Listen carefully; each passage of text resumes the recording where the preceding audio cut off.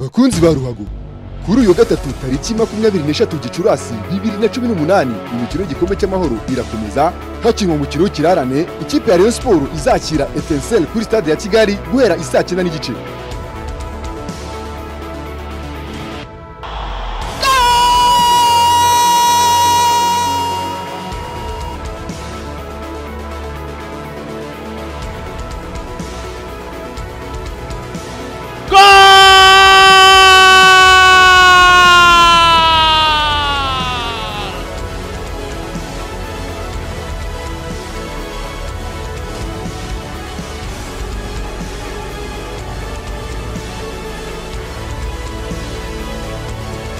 Bakunzi ba Ruhago, Azam Rwanda Premier League igeze ku munsi wa 25. Ku itariki ya 24 Gicurasi 2018, Musanze Football Club izahura na APR Football Club.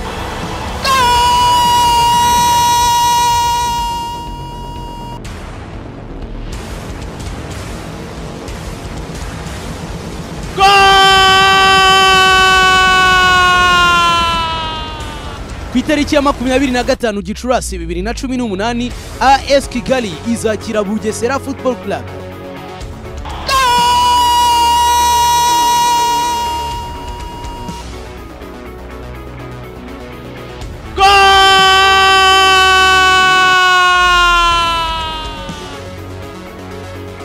Tariki ya 26 Gicurasi 2018, Etincelle Football Club izabihura na Kiyovu Sports Club.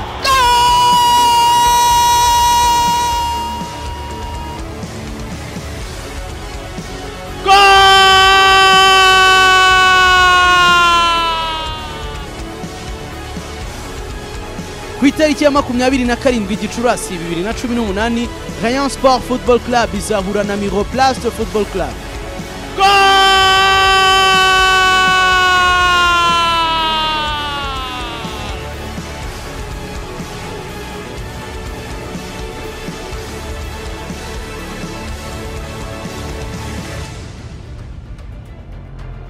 Iyi mikino izatangira isaa 9 kuri decoder ya Azam TV yonyine.